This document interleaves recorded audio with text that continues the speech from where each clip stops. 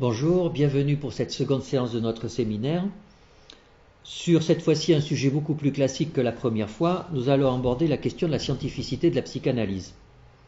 Alors si le sujet est classique, la façon de l'aborder va être un petit peu différente. Pourquoi? Parce que certes il va falloir parler d'arguments épistémologiques, certes il va falloir parler de psychanalyse, mais je ne suis ni psychanalyste ni épistémologue, donc forcément mes remarques dans ce domaine seront limitées et modestes. Par contre, je vais vous proposer de rentrer dans le concret et de voir comment en pratique on pourrait mettre en œuvre des recherches scientifiques dans le champ psychanalytique. Alors on a deux gros mots dans le titre, science et psychanalyse, et il va bien falloir les définir. On va manger notre pain blanc en premier, commencer par le mot le plus simple à définir, qui est le mot psychanalyse. L'avantage, c'est que Freud est un auteur qui a écrit son corpus de façon très simple, très accessible à tout le monde, et il a donné une définition de ce qu'est la psychanalyse dans un manuel de sexologie, et c'est la définition qui est reprise par le site de la SPP, la Société psychanalytique de Paris, donc j'imagine que c'est une bonne définition. Alors, qu'est-ce que la psychanalyse? Un procédé pour l'investigation de processus mentaux à peu près inaccessibles autrement. Donc, on est dans le registre de la définition, de la méthodologie, plus que de la définition d'un champ théorique, même si il y a investigation de processus mentaux à peu près inaccessibles autrement, ce qui n'engage pas à grand-chose, parce que à peu près ça veut dire qu'ils peuvent être accessibles autrement. Et c'est vrai qu'on verra à la fin de l'exposé que les sciences cognitives ont elles aussi des procédés pour l'investigation de processus mentaux inconscients, puisqu'on verra que l'inconscient est au premier plan dans toute cette affaire, mais que Freud ne ferme d'emblée pas la porte à autre chose que l'abord psychanalytique, puisqu'il dit à peu près inaccessible autrement. Le deuxième point, une méthode fondée sur cette investigation pour le traitement de désordres névrotiques. Là aussi, on n'est pas dans la prise de position théorique, on est dans la définition d'une méthodologie, la méthode des associations libres en particulier. Donc, quand on reste dans le champ méthodologique, on ne peut pas s'inscrire a priori en dehors du champ scientifique. On est plutôt dans la technologie, si l'on peut dire. Et puis enfin, une série de conceptions psychologiques acquises par ce moyen et qui s'accroissent ensemble pour former progressivement une nouvelle discipline scientifique. Et là, en fait, Freud se place lui-même dans le cadre de la science. Donc on voit que dans la définition que Freud donne de la psychanalyse, rien ne permet d'envisager le fait que ça soit complètement incompatible avec l'approche scientifique. Alors on peut reprocher à cette définition d'être un petit peu vague et de ne pas rentrer dans le détail de ce qu'est la psychanalyse. Donc nous allons approfondir un petit peu en abordant les pierres angulaires de la théorie psychanalytique telle que décrite par Colette Schilland dans son très bon livre que je vous recommande, Homo Psychanalyticus, au PUF, il me semble. Alors, à propos de la psychanalyse, il y a d'abord l'existence de l'inconscient. Autrement dit, les phénomènes inconscients constituent une force organisatrice de la vie psychique et fonctionnent selon d'autres lois que les phénomènes conscients. Alors ça, c'est typiquement une phrase que l'on peut soumettre à l'expérience, puisqu'elle dit qu'il existe des phénomènes inconscients et que les lois qui régissent ces phénomènes inconscients sont différentes des lois qui régissent les phénomènes conscients. Typiquement, c'est une hypothèse que l'on aurait envie de tester. Ça continue. La méthode de libre association des idées qui conduit à la découverte de l'inconscient. Là aussi, on est dans le champ de la méthodologie, plus qu'en dans le champ de l'hypothèse réfutable. Troisième point, l'existence d'un sens des rêves et des symptômes, sens qui peut être interprété. Ça aussi, on pourrait tester. On pourrait tester le fait que lors d'une interprétation de rêve, plusieurs psychanalystes aboutissent à des conclusions qui soient semblables. On peut imaginer, d'ailleurs je crois que ça a déjà été fait, que la réponse est plutôt positive. Le refoulement et la défense. Il y a des souvenirs que nous refoulons, et dans notre façon de fonctionner, nous nous protégeons psychologiquement contre des choses. Ça aussi, c'est typiquement quelque chose que l'on peut réfuter. Le fait que parmi une liste succession de souvenirs, certains sont plus ou moins facilement réactivables, peut-être soumis à l'expérience, à la réfutation et à l'expérience scientifique. Et pour terminer, l'importance de la sexualité dans le développement de la personnalité normale et pathologique du caractère et des symptômes, c'est-à-dire non seulement de la sexualité actuelle, mais de la sexualité infantile. Et ça aussi, c'est typiquement quelque chose qui peut être soumis à la réfutation d'une expérience. Importance de la sexualité, notamment infantile, dans le développement de la personnalité. On peut tout à fait imaginer une étude de cohorte caractérisant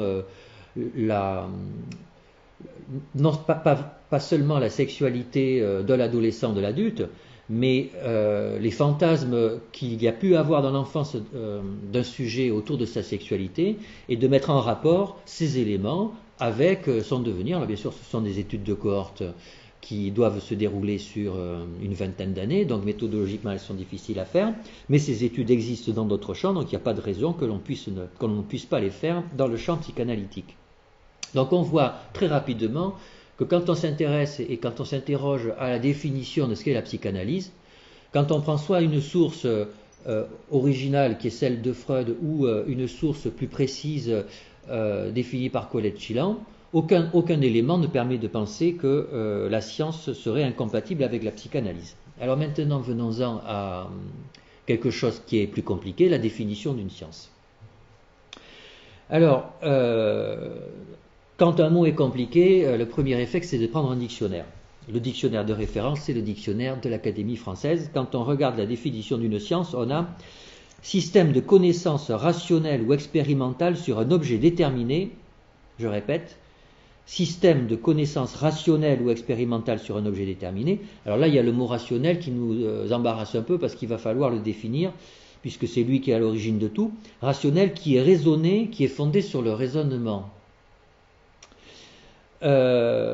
Pourquoi pas, mais d'un autre côté, à ce moment-là, l'astrologie est aussi une science. Puisque il y a un raisonnement astrologique. On peut considérer, nous, qu'il n'est pas pertinent, mais en tout cas, il a la forme d'un raisonnement, et il est sur un objet déterminé, et c'est un système de connaissances. Donc la définition du dictionnaire est certes intéressante, mais pas totalement informative. Donc on n'a pas le choix, on est obligé de rentrer dans des considérations plus complexes, plus épistémologiques, et vous savez que à ce niveau, tout le monde n'est pas d'accord qu'il y a eu une succession de définitions de ce qu'est une science, avec, alors ça n'est pas la première historiquement, mais enfin une qui a beaucoup interpellé, qui est l'approche du positivisme logique, dont j'ai l'impression qu'elle n'est plus tellement d'actualité, tellement qu'elle était rigide. Alors un philosophe anglais ou écossais, je ne me souviens plus, Ayer, a été un des grands représentants de ce positivisme logique. Et donc pour lui, il caractérisait les sciences à partir de 3 points.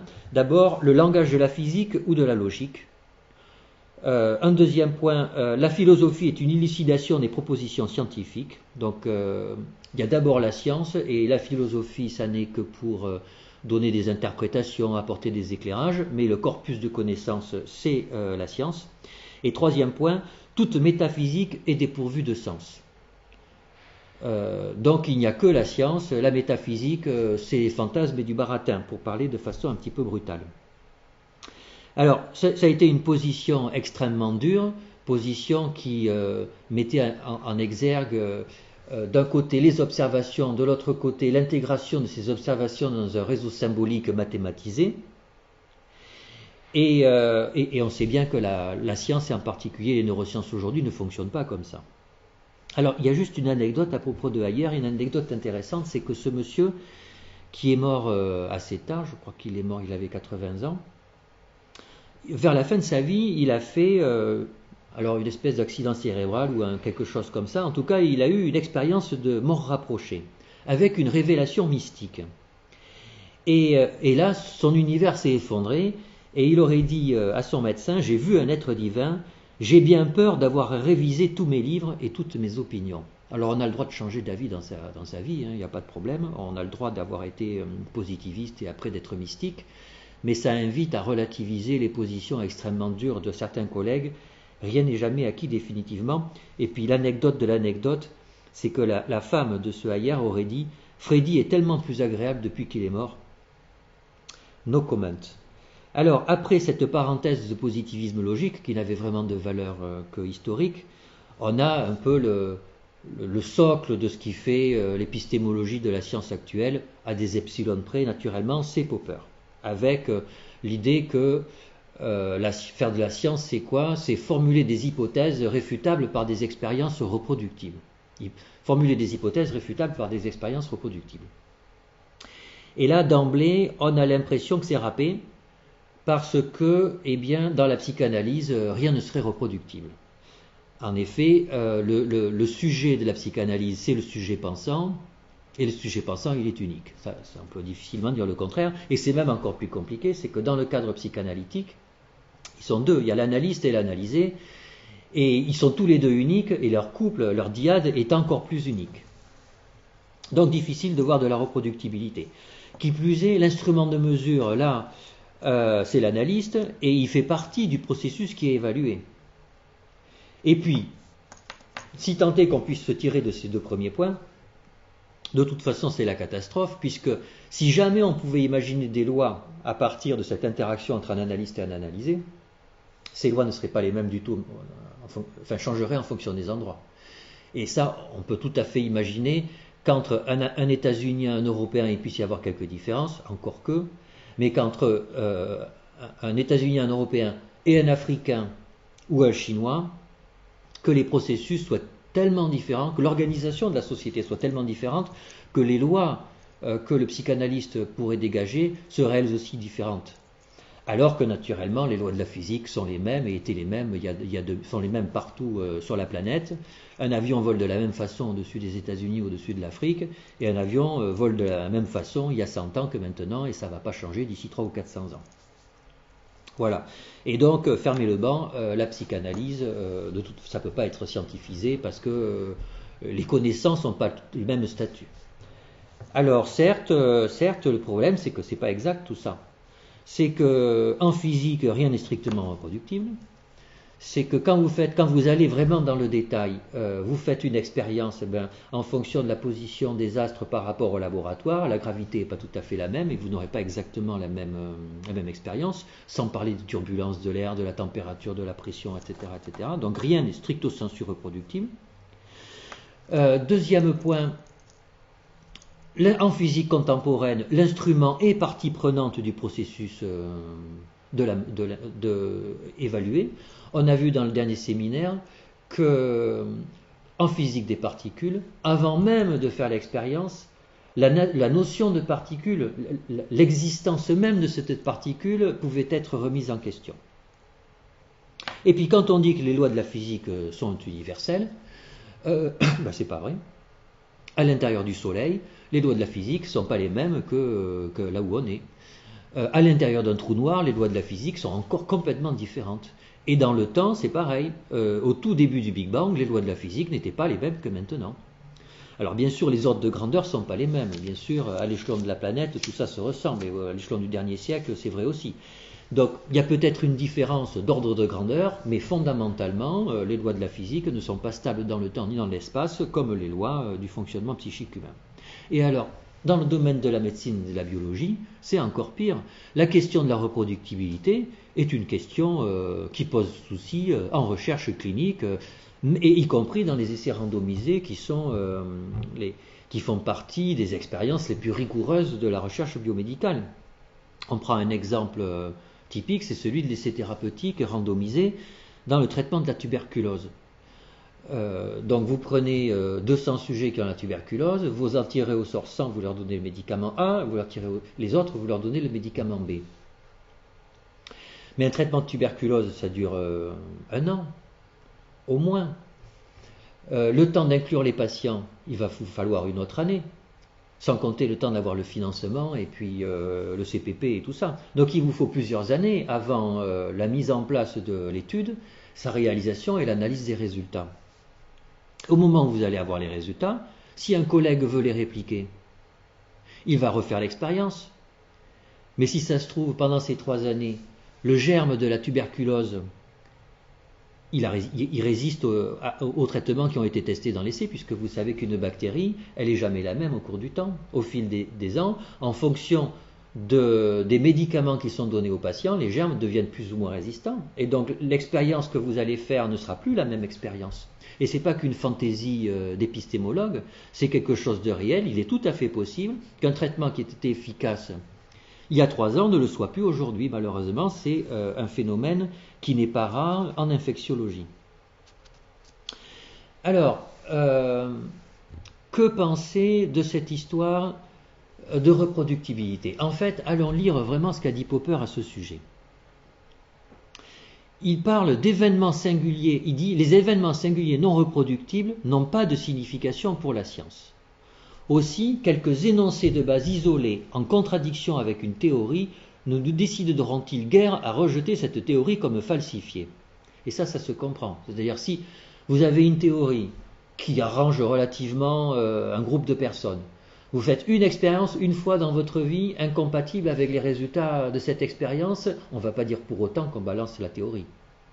Si c'est rien qu'une fois et que l'expérience n'est jamais reproduite, c'est pas ça qui va nuire au poids signifiant du système théorique qu'on essaie de refuter. Pour que le système théorique soit mis à bas, il faut que l'on la réfute avec une expérience qui doit être reproduite. Et c'est ce qu'il dit, c'est la deuxième phrase qu'il utilise, la troisième. Nous ne la considérerons falsifiée que si nous découvrons un effet reproductible qui la réfute. Voilà. Donc on voit qu'il y a quand même une euphémisation de la notion de reproductibilité. Et moi j'ai même envie de dire que ce que je me fais de l'idée de Popper, c'est que ce qui compte, après tout, c'est plus la réfutation que la reproductibilité, et même que la prédictibilité, comme certains disent aussi. Ils disent dans l'épistémologie popperienne, il faut de la prédictibilité. Non, il faut de la réfutabilité. Vous dites quelque chose, et pour que ce quelque chose puisse avoir un statut scientifique, pour qu'il puisse se frotter à la méthode scientifique, il faut que ça puisse être réfuté. Et si vous voulez réfuter, eh bien, il faut que la manip, il faut même proposer une façon de réfuter le résultat. Et la manip que vous proposez pour réfuter le résultat, il faut qu'elle soit un minimum reproductible. Parce que si elle n'est pas reproductible, vos collègues ne pourront pas réfuter ce que vous dites. Puisque vous pourrez toujours arguer du fait qu'il n'y a pas reproductibilité, et donc que l'expérience qu'ils font n'est pas la même que celle que vous pourriez faire. Voilà, donc en fait, la reproductibilité est une condition nécessaire à la réfutation, et c'est la réfutation qui compte. Et je trouve que de mon point de vue, la réfutabilité est effectivement quelque chose de nécessaire à l'évolution des connaissances.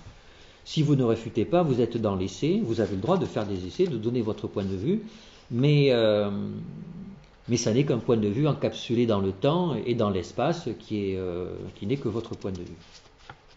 Alors, pourquoi, au bout du compte, devrait-on considérer que le corpus de connaissances psychanalytiques ne serait pas compatible avec cette vision assez soft, en fait, de la science, qui est la réfutation et la reproductibilité? Alors, certains pourraient dire que, certes, Popper ne demande pas une reproductibilité absolue, puisque cette reproductibilité absolue, elle n'existe pas, ni en physique et encore moins en biologie. Mais qu'il faut quand même un peu de reproductibilité, et qu'en psychanalyse, il n'y a absolument rien de reproductible, comme on l'a dit. Alors, est-ce que c'est sûr, ça, qu'il n'y a absolument rien de reproductible dans le domaine psychanalytique? En réalité, quand on parle avec des collègues psychanalystes, ça n'est pas vrai. D'un patient à un autre, tout n'est pas complètement à reconstruire. Il y a quand même des invariants dans les processus que l'on observe auprès des sujets. Donc il y a un peu de reproductibilité, et alors est-ce que ce peu de reproductibilité, c'est un peu qui serait qualitativement inférieur au peu de reproductibilité que l'on a en recherche biomédicale classique? Je ne sais pas, et en tout cas c'est pas prouvé du tout.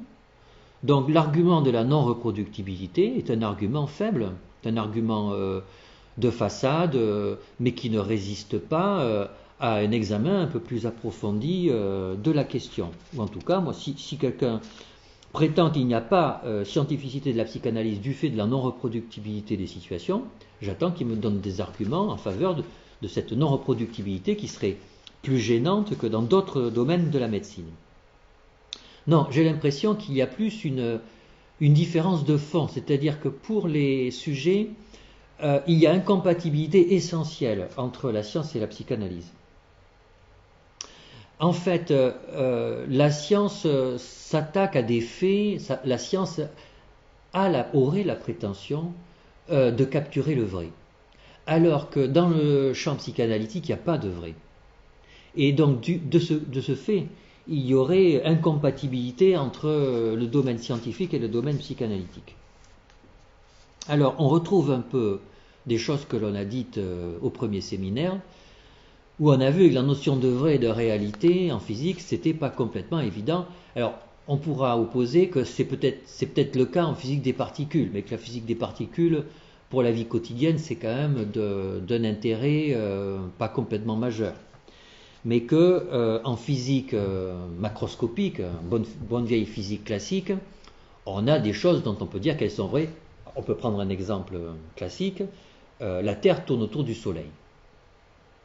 Si on vous demande est-ce que vous considérez que la Terre tourne autour du Soleil, c'est une proposition vraie, vous allez dire oui, la Terre tourne autour du Soleil. Et si vous allez en Papouasie-Nouvelle-Guinée et que vous avez la possibilité de discuter avec un de ces fameux sauvages, pour qui la Terre ne tourne pas autour du Soleil, parce qu'il faut quand même être honnête, si on est un être humain sur la Terre, qu'on se lève le matin et qu'on attend que la journée passe, a priori c'est le Soleil qui tourne autour de la Terre, c'est pas le contraire. Donc si lui vous explique que le Soleil s'est levé et qu'il tourne, et que vous lui dites mais non, c'est la Terre qui tourne, elle tourne sur elle-même et elle tourne autour du Soleil, il va vous regarder avec un air un peu interrogé en se disant mais celui-là il raconte n'importe quoi, et vous dans votre fort intérieur, vous aurez l'impression d'avoir accès à la vérité et que lui est dans l'erreur. Alors on va essayer de voir dans quelle mesure il y a vraiment de la vérité là-dedans. Alors, depuis quand dit-on que la Terre tourne autour du Soleil ? Eh bien, les Grecs avaient déjà soulevé cette hypothèse. Aristarque de Samos, alors 2 à 3e siècle avant Jésus-Christ, avait fait cette hypothèse. Et comment il avait fait ? C'est assez astucieux. Alors, c'est des trucs qui sont faux, comme souvent avec les Grecs, c'est à moitié faux, mais ça permet quand même de soulever une hypothèse qui a résisté à l'épreuve du temps. Il a fait des expériences, notamment à partir d'éclipses. Quand on est sur la Lune, la Terre peut faire une éclipse de Soleil. Et si vous êtes sur la Terre à ce moment-là, quand vous voyez la Lune, vous voyez une ombre sur la Lune qui correspond à l'ombre que porte. Comme la Terre est coincée entre la Lune et le Soleil, eh bien on voit un petit rond sur la Lune qui correspond à l'ombre projetée par la Terre depuis le Soleil.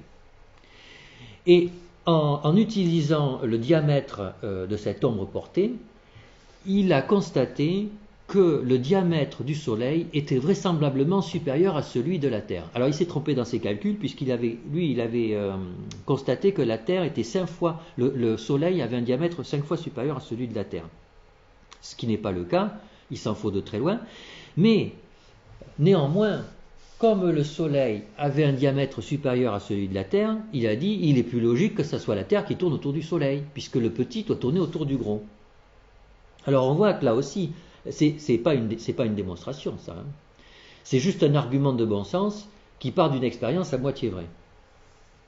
Alors après il y a Galilée, Copernic et tout ça. Quels sont les éléments expérimentaux qui sont venus étayer le fait que c'est la Terre qui tourne autour du Soleil ?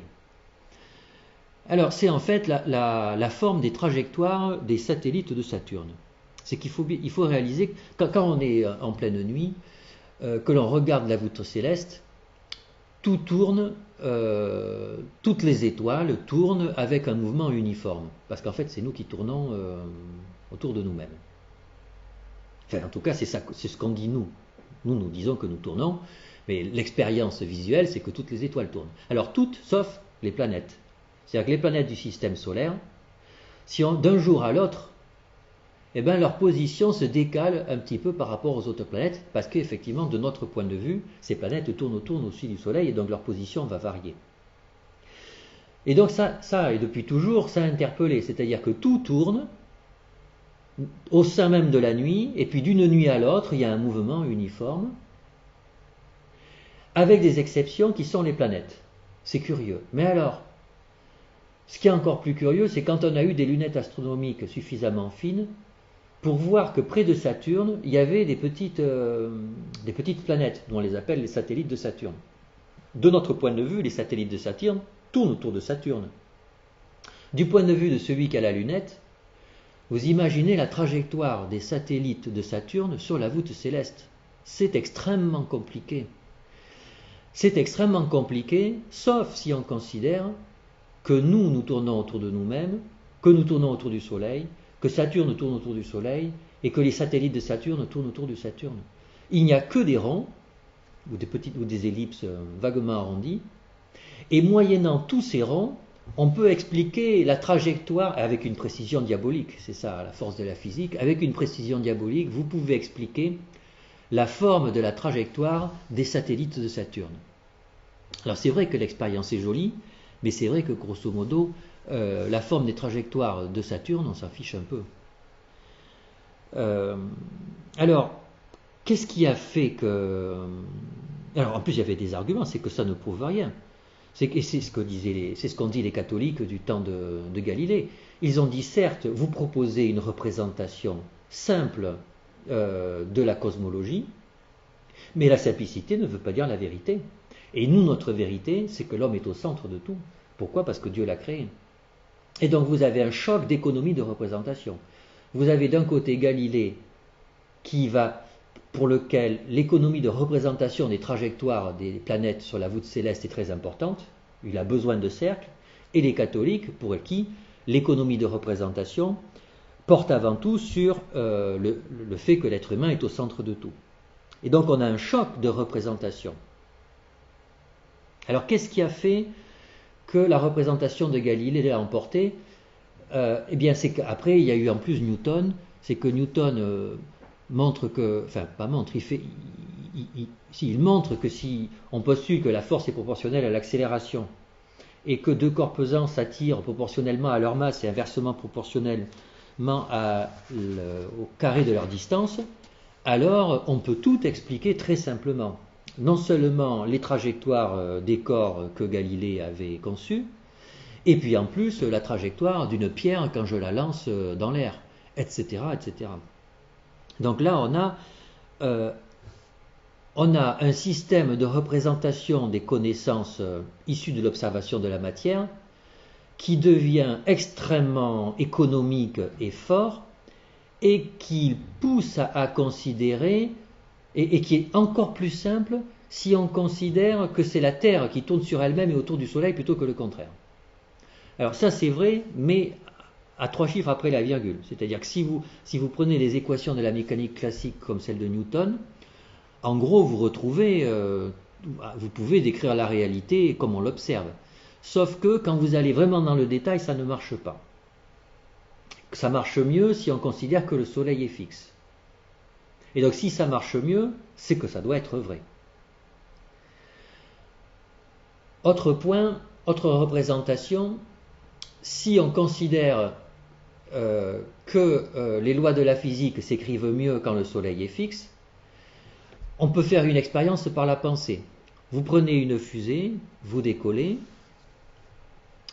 vous coupez le moteur une fois que vous êtes loin, et à ce moment-là, vraisemblablement, si vous faites l'expérience, alors vous allez voir la Terre tourner autour d'elle-même, et vous allez voir la Terre tourner autour du Soleil, et vous continuerez en ligne droite par rapport au Soleil, alors que la Terre, elle, aura un chemin courbe par rapport à vous qui êtes dans la fusée et qui êtes immobile puisque vous avez coupé le moteur.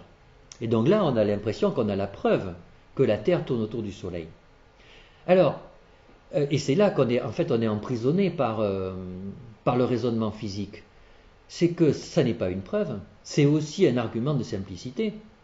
C'est que vous pouvez, quand je pars en fusée, que je coupe le moteur, j'évolue en ligne droite. Mais qu'est-ce qui me dit que c'est une ligne droite?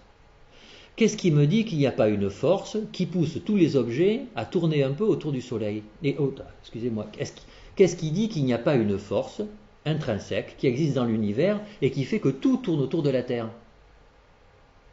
Et de cette façon, si je prends ma fusée, que je suis dans l'espace, que je coupe le moteur, eh bien certes, je vois la Terre tourner, mais en fait c'est moi qui tourne, puisque cette force qui fait tout tourner autour de la Terre me fait tourner à moi aussi. Alors, c'est une représentation peu économique des lois de la physique, mais ça va vous permettre de représenter avec le même niveau de précision tout ce que peut décrire la physique en considérant que c'est la Terre qui bouge. Sauf que la seule différence, c'est que la représentation est moins économique. Voilà, et donc ce qui fait qu'on accepte que la Terre tourne autour du Soleil, c'est en fait une question d'économie. Et on retrouve là aussi quelque chose que l'on avait vu lors du premier séminaire, c'est que ce qui fait force dans une théorie, c'est l'économie. Alors là, on va voir ça un peu plus dans le détail. Ça remonte à Aristote, qui disait il vaut mieux prendre des principes moins nombreux et de nombre limité, comme fait Empédocle. Après Occam, 15e siècle, je crois, 14e siècle, non avec le fameux rasoir d'Occam, donc c'est lui qui a donné son nom à la postérité pour faire prévaloir une théorie économique par rapport à une théorie qui n'est pas économique en nombre de en termes de simplicité de formulation de la théorie. Donc Occam qui disait les multiples ne doivent pas être utilisés sans nécessité.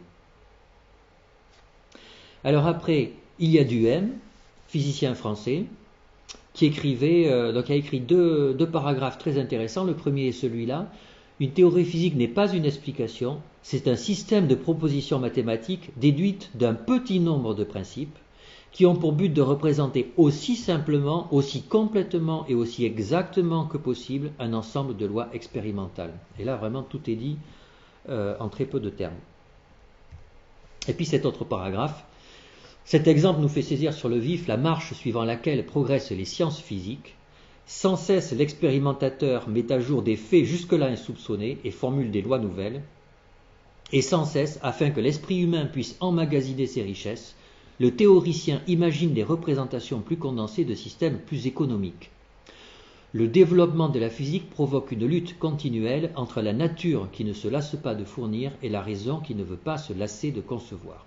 Voilà, moi je trouve ça, en peu de mots, tout est dit. Il y a d'un côté un expérimentateur qui met en évidence des faits insoupçonnés, de l'autre côté le théoricien qui imagine des représentations condensées et économiques. Alors, certains ont même été plus loin, comme Dirac, avec la notion d'esthétique. Le chercheur, dans son effort pour exprimer les lois fondamentales de la nature en langage mathématique, devrait en priorité tenter d'obtenir la beauté mathématique.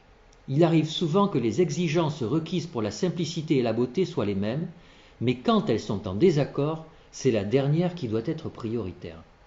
Et ça, c'est quelque chose qu'on sous-estime beaucoup dans le domaine scientifique, c'est que les chercheurs sont très sensibles à l'esthétique de leurs résultats.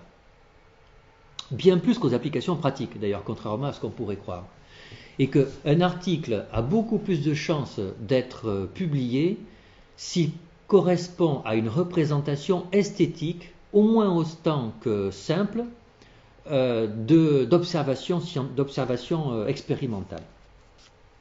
Alors à ce stade, que peut-on conclure à propos des sciences ? D'abord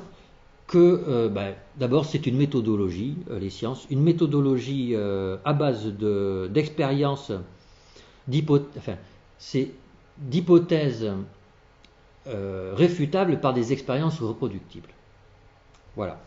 Donc réfutabilité avec un minimum de reproductibilité pour que l'on puisse mettre en œuvre la réfutabilité. Donc la science, c'est d'abord une méthode. 2, c'est une façon de se représenter le monde. Donc d'intégrer des relations entre des observations afin d'obtenir des représentations économiques et efficaces. Et tout ça génère du sens et de l'efficience. Alors là-dedans, mais pourquoi la psychanalyse serait incompatible avec cette façon de considérer la science ?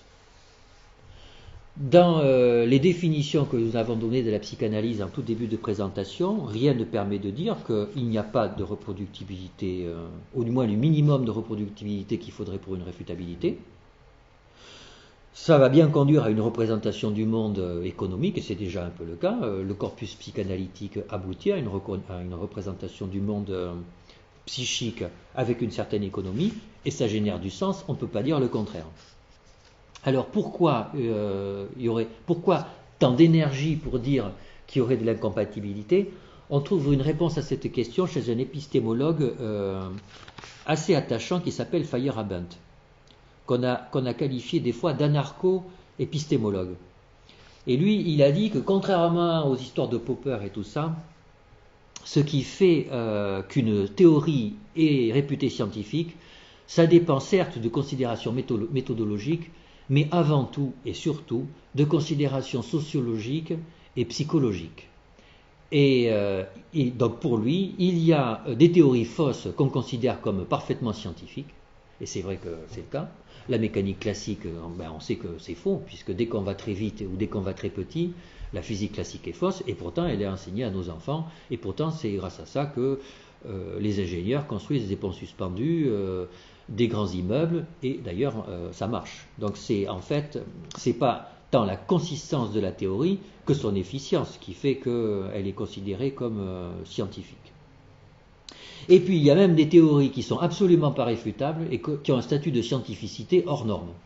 En ce moment, il y a la théorie des cordes en physique qui n'est pas réfutable et qui tient le haut du pavé avec des centaines de doctorants, des laboratoires de recherche entiers qui travaillent et qui dépensent beaucoup d'argent, et d'ailleurs c'est très bien. Donc il y a des enjeux sociaux et psychologiques derrière le statut de scientificité d'une théorie.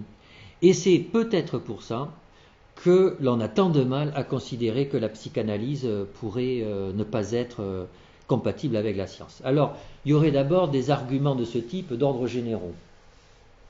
Comme d'habitude, des arguments de pouvoir.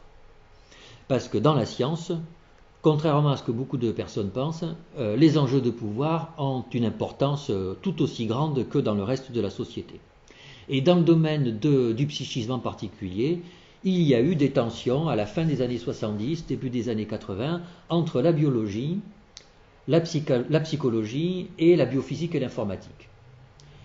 À cette période, il y a eu une émergence, une montée en puissance des études sur le fonctionnement psychique, et les biologistes s'y sont intéressés via le neurone. Les psychologues s'y sont intéressés par la force des choses, puisque ce sont eux les représentants académiques de l'étude de la psyché. Et puis les informaticiens, puisque les ordinateurs, quelque part, simulent un peu la vie psychique de l'être humain. Donc il y a eu des enjeux, il y a eu des tensions entre ces trois disciplines, et il y a eu un vainqueur qui a été la biologie. Et bien, chaque fois qu'il y a un vainqueur, chaque fois qu'il y a des tensions, il y a des coups bas. Et ces coups bas pourraient expliquer le fait que l'on a dénié à la psychanalyse la possibilité d'avoir un statut scientifique. Comme question, comme point clé aussi qui pourrait être pointé dans ce domaine, il y a la question de la causalité. C'est que la biologie, la psychanalyse propose des représentations causales, notamment de pathologies mentales, qui sont dans des registres complètement différents. Et les uns et les autres peuvent gêner considérablement. En biologie, les facteurs de risque génétiques de maladies mentales, par exemple, sont considérés comme des facteurs de risque causaux, et ça gêne beaucoup de sujets. Dans le même ordre de grandeur, certains psychanalystes ont des modèles éthiopathogéniques de troubles mentaux avec des relations causales entre des interactions mère-enfant, par exemple, et des pathologies mentales, et ça gêne aussi.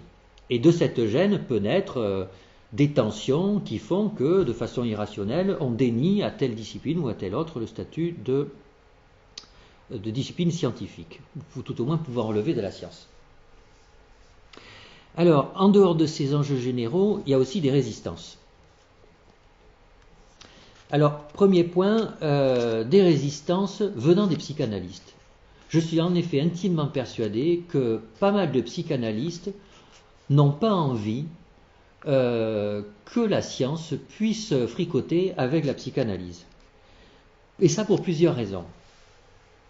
Premier point, qui dit science dit nombre, et tous les êtres humains n'ont pas la même façon de considérer les nombres.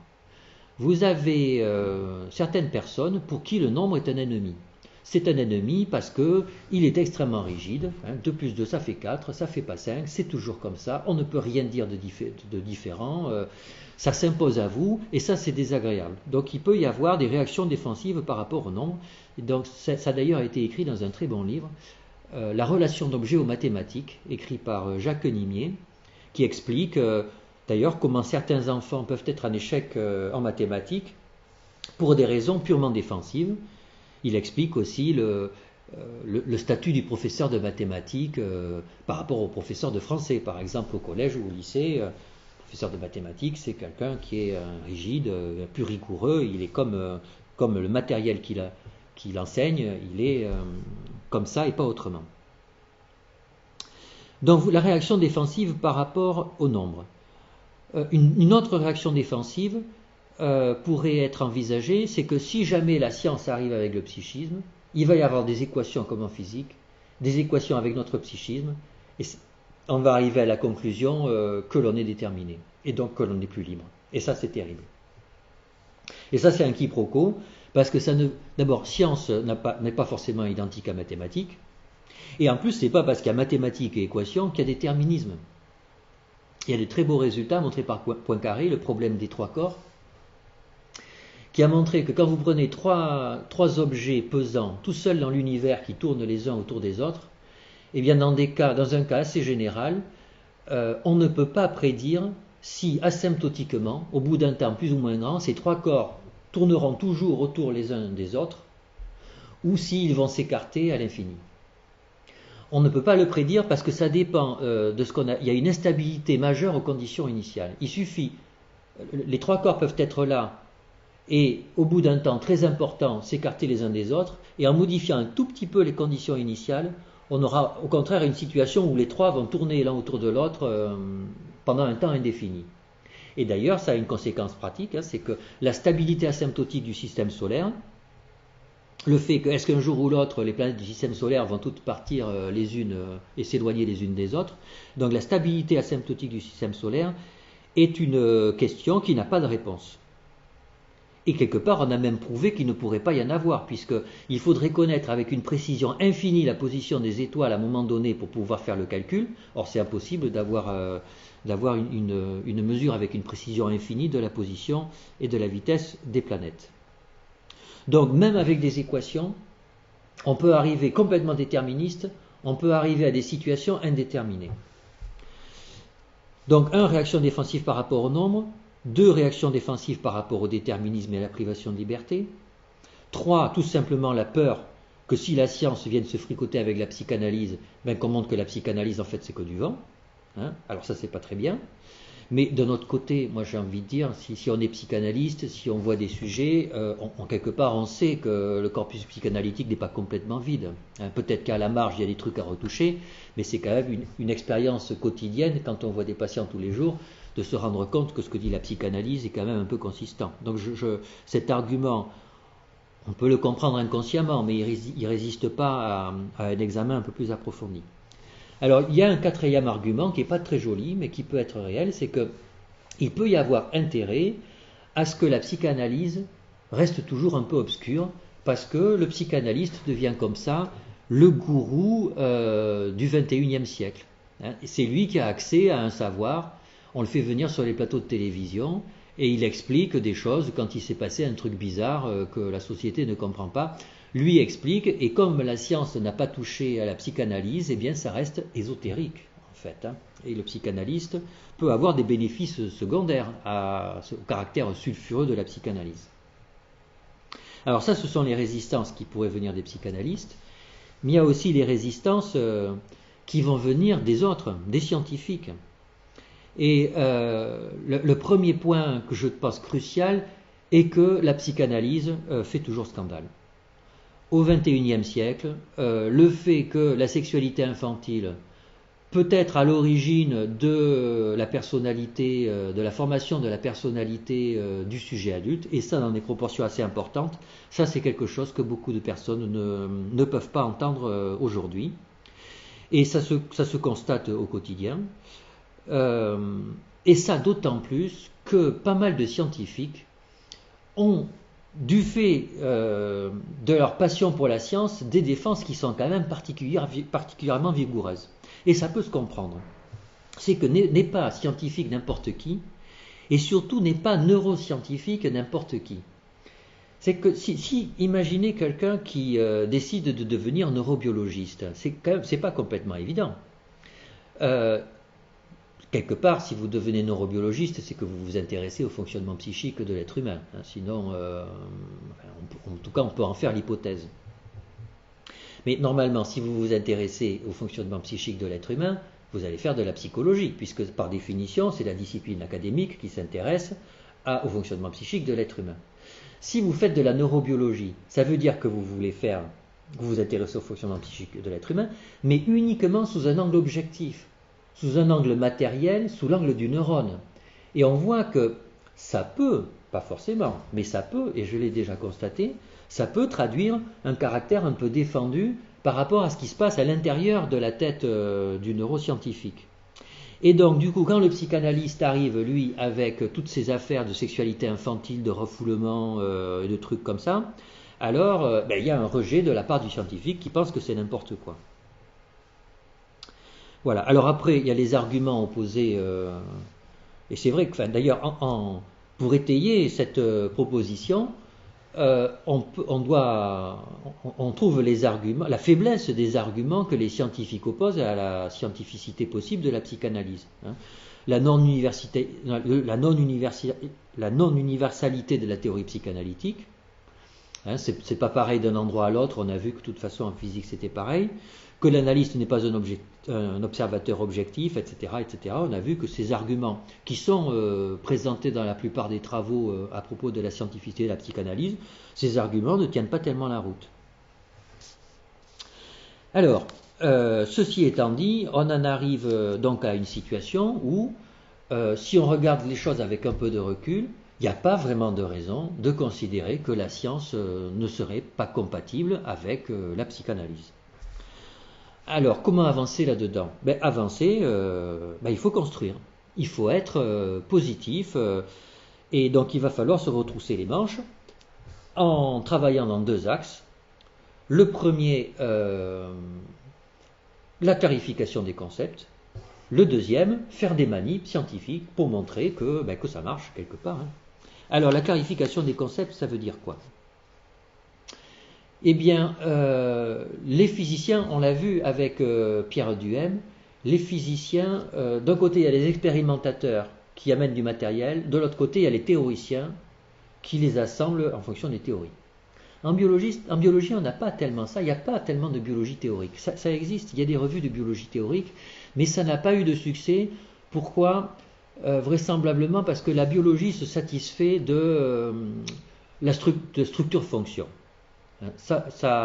Voilà. C'est un paradigme tout simple, c'est l'opposition verbo-nominale, structure, fonction. Avec ça, on peut décrire le fonctionnement de la vie, même dans les recoins les plus microscopiques auxquels on a accès aujourd'hui. C'est opérant, alors pourquoi aller chercher quelque chose de compliqué?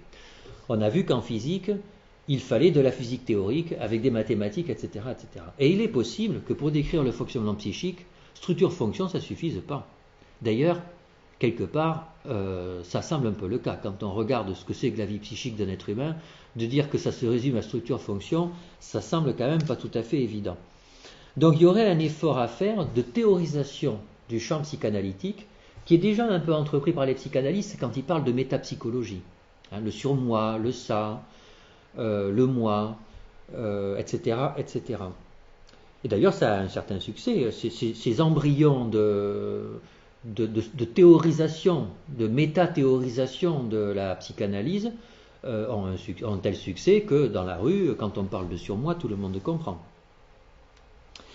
Et d'ailleurs, Lacan avait fait lui aussi un effort de théorisation dans son coin qu'il avait poussé au-delà des topiques freudiennes et dont on peut considérer, on y reviendra peut-être un jour, que ça a un réel intérêt.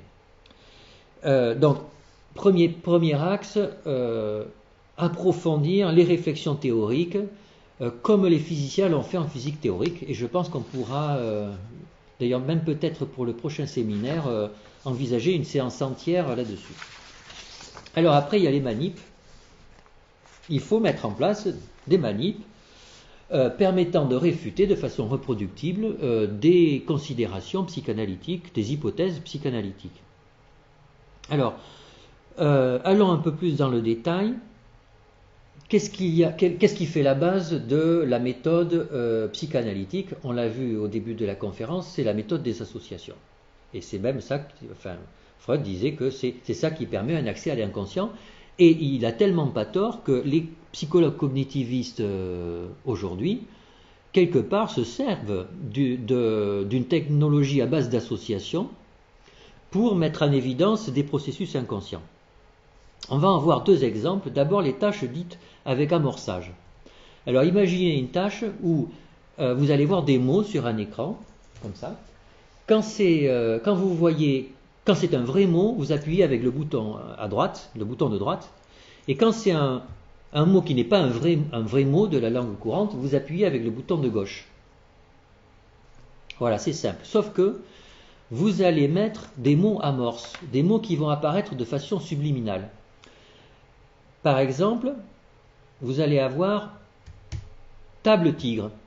Voilà, juste, on va vous faire le mot tigre va apparaître et donc vous allez devoir appuyer avec le bouton droit.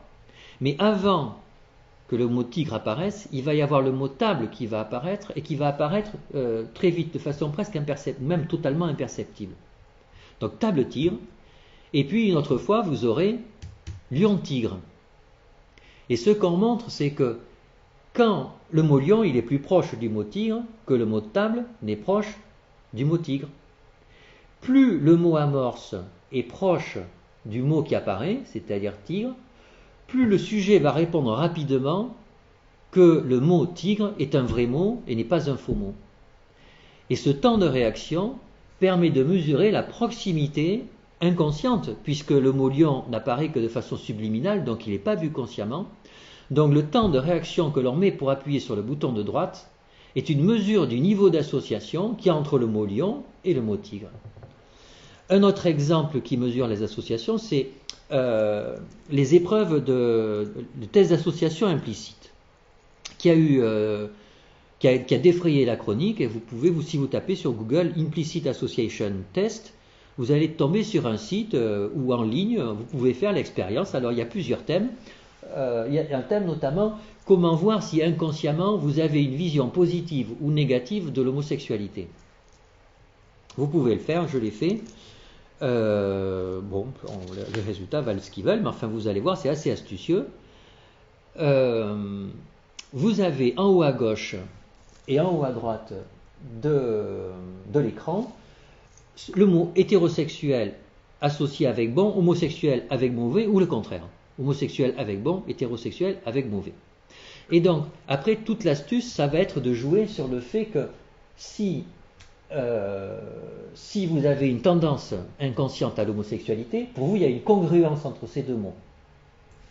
Alors que si vous avez une tendance inconsciente à avoir une aversion pour l'hétérosexualité, il y a une discordance entre les paires de mots qui sont présentés. Et après, donc, l'épreuve proprement dite, c'est celle-là. Vous avez en même temps que les mots qui sont en haut à gauche et en haut à droite, un mot qui apparaît au centre de l'écran en gros. Et vous devez dire si ce mot, il est positif ou il est négatif, comme ça. Et ce qu'on montre, c'est que vous répondez d'autant plus facilement que le mot est positif ou négatif. Il n'y a pas d'ambiguïté. Noël c'est positif, douleur c'est négatif. Tout le monde va répondre ça, c'est pas la question. C'est que à quelle vitesse va-t-on répondre que Noël est positif ou que douleur est négatif? On va répondre d'autant plus vite que les paires ici sont concordantes pour nous. Et donc le temps de réaction est une mesure de la concordance que l'on a inconsciemment entre ces deux mots. Et donc, finalement, en analysant 10, 20, 100, 150 mots, Noël, douleur, etc., qui apparaissent, vous allez pouvoir voir si hétérosexuel est plus lié à bon qu'hétérosexuel à mauvais. Et pareil, est-ce qu'homosexuel est plus lié à mauvais qu'homosexuel est lié à bon? Et vous avez après un pourcentage, votre niveau de pourcentage d'attirance inconsciente pour l'homosexualité ou l'hétérosexualité. Alors, naturellement, tout ça est critiquable, tout ça a été critiqué, mais enfin, le design est quand même authentiquement astucieux. Alors, est-ce que vraiment on est au même niveau que l'association telle que les psychanalystes les voient? Non. Si on rentrait dans les détails, c'est pas tout à fait la même chose, mais ça fait rien. Moi, j'ai envie de dire ça fait rien, parce que c'est toujours comme ça quand on monte une manip expérimentale. Vous avez une hypothèse, vous cherchez une manip pour réfuter votre hypothèse, vous creusez, et quand vous avez trouvé une manip astucieuse, c'est jamais exactement ça qui correspondait à votre hypothèse de départ, mais en fait, vous pouvez utiliser cette manip pour tester d'autres hypothèses. Et souvent, c'est comme ça que la science avance. Et bien là, c'est un peu la même chose. Alors, on peut chercher des tâches qui vont correspondre au processus associatif psychanalytique, c'est pas du tout impossible, mais là, d'ores et déjà, il y a des tâches développées qui sont validées et qui permettent, quoi qu'on en dise, d'évaluer un niveau d'association, d'évaluer l'association au niveau de concepts que l'on peut qualifier d'inconscients. Alors, une autre approche méthodologique permettant de réfuter des hypothèses psychanalytiques a été développée en collaboration avec David Cohen à la Pitié-Salpêtrière. Nous avons appelé ça la méthode TRT, Testing on Randomized Templates. Un jeune doctorant en psychanalyse, Daniel Milman, est venu nous voir un jour. Il travaillait sur la proximologie, ça s'appelle, sur les frères et sœurs de personnes qui ont des maladies. Et donc là, c'était sur des enfants qui ont comme frère ou sœur un enfant qui a un cancer. Et donc on peut imaginer que ça soit une expérience traumatisante, et en tout cas, ce qu'il constate lui, c'est que 20 ans après, eh bien, ces sujets, dans leur vie, ils n'ont pas nécessairement un trouble psychiatrique avéré, mais ça va pas, dans leur vie, ça va pas comme ils voudraient que ça aille. Donc il a fait des études, il a fait des observations de cas qu'il a décrites dans sa thèse, et il voulait soumettre son hypothèse à réfutation avec une expérience reproductible. Et donc on a monté la manip suivante. Il a pris 7 sujets qui avaient 25, 30 ans, 35 ans, qui 20 ans, 30 ans avant avaient été confrontés à avoir un frère ou une sœur avec un cancer. Et puis on a pris 7 témoins du même âge, du même sexe et même niveau socio-économique. On a mis une vidéo, et puis il a lu une phrase, toujours la même, très neutre. Quand vous vous promenez dans la rue, quand vous allez au cinéma, etc., que vous réfléchissez à votre vie, comment la décrivez-vous, et les sujets, pendant 5 minutes, s'expriment de façon complètement spontanée, sans que lui n'intervienne. Donc on a de la sorte 14 vidéos qui durent 5 minutes, sur un discours spontané et libre, dans lequel il n'y a absolument aucun matériel en rapport avec le fait qu'ils aient eu un frère ou une sœur qui a eu un cancer, ou qui soit au contraire des contrôles. On a mélangé ces vidéos,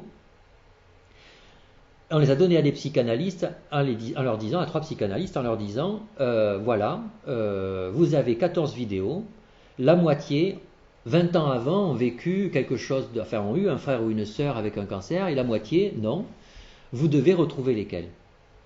Eh bien, donc les psychanalystes ont fait la manip, on a récupéré les résultats, on les a testés statistiquement, et avec un P inférieur à 1 pour 10 000, les résultats sont statistiquement significatifs. Et David Cohen a refait la même manip avec des externes, avec des thérapeutes comportementaux et cognitivistes, avec des cancérologues, etc. Et on a des résultats qui sont différents. Donc voilà une manip qui permet de tester scientifiquement une hypothèse formulée par un psychanalyste dans le cadre d'une de ses recherches. Donc ça, c'est faire de la recherche à propos dans le corpus psychanalytique proprement dit. Mais dans la psychanalyse, ça n'est pas que ça. Dans ce que disait Freud, il y a aussi la psychanalyse, c'est une méthode pour le traitement des désordres névrotiques, et on peut se demander, est-ce que la psychanalyse traite vraiment les désordres névrotiques ? Et ça peut se tester scientifiquement, parce que ça fait belle lurette qu'on teste scientifiquement si les thérapeutiques sont efficaces ou pas. Et ça existe déjà, et on peut dire que la réponse est oui, ça marche, puisque en octobre 2008, dans le JAMA, une grande revue américaine, Journal of the American Medical Association, une revue qui a pignon sur rue, il y a eu la publication d'une méta-analyse montrant que les thérapies psychanalytiques longues étaient efficaces dans les traitements psychiatriques complexes du style dépression résistante ou avec troubles de la personnalité. Voilà, donc la science, là, il y a vraiment carrément, on a montré que l'approche scientifique était compatible avec l'évaluation de l'efficacité des prises en charge psychanalytiques. Et on peut même imaginer que l'épidémiologie soit un outil qui puisse être utilisé par les psychanalystes.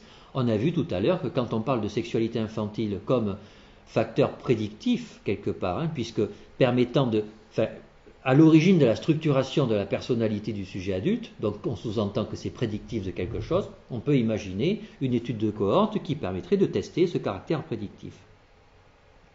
Voilà, alors j'en arrive à la conclusion de ce séminaire, au bout d'une heure maintenant. Alors, premier point, la psychanalyse n'est pas soluble dans la science. Il ne faut pas avoir peur de ça. C'est pas parce qu'on va un jour éventuellement tester des hypothèses d'origine psychanalytique avec la science que la psychanalyse va se dissoudre dans la science. C'est comme si on disait que la compréhension de la matière est soluble dans la physique. Alors à ce moment-là, qu'est-ce qu'on penserait de la psychanalyse du feu de Gaston Bachelard? Gaston Bachelard qui était professeur de physique. Il était en même temps physicien le jour, comme on dit, et la nuit poète à écrire des livres de phénoménologie, et c'était un être humain parfaitement consistant. Donc, et on ne peut pas dire que ce qu'il y a dans la psychanalyse du feu ou dans l'eau et les rêves n'a pas à voir avec la compréhension par l'être humain de ce qu'est la matière. On peut imaginer exactement de la même façon que dans le champ psychanalytique, il puisse y avoir une approche scientifique et une approche plus philosophique, phénoménologique ou même poétique. Et je pense même qu'en pratique, on aurait tort de ne pas développer l'approche scientifique du corpus psychanalytique, parce que d'abord la science, ça permet de progresser, si on est raisonnable, naturellement. Il peut y avoir des abus, il y a des abus dans l'utilisation du savoir scientifique, mais je crois que ce n'est pas parce qu'il y a des abus qu'il faut s'empêcher d'utiliser cette possibilité. Et puis parce que la science dans notre société aujourd'hui, elle a une place incontournable, et donc c'est un devoir d'utiliser la science pour mettre à l'épreuve la psychanalyse, sinon la psychanalyse va perdre sa crédibilité. Et puis parce que de toute façon, les neuroscientifiques vont y arriver, mais il va leur falloir 50 à 60 ans. Hein. Les neuroscientifiques, il y a 20 ans, 30 ans, ne parlaient pas du tout même pas de conscient, hein, faisaient juste un lien entre des comportements et des stimulations. Après, on a essayé de voir ce qui se passait dans la boîte noire. Dans la boîte noire, on parle même d'inconscient aujourd'hui. Il y a fort à parier que dans un demi-siècle, l'ensemble du corpus psychanalytique aura été passé à la moulinette des sciences cognitives. Et d'ailleurs, ça sera très bien, hein, puisqu'on aura retrouvé et on aura pu faire une synthèse. Mais d'ici là, peut-être qu'on aura perdu quelque chose. Donc moi je pense qu'il faut s'y mettre, et d'ailleurs peut-être que la prochaine séance sera justement consacrée à ça. À bientôt.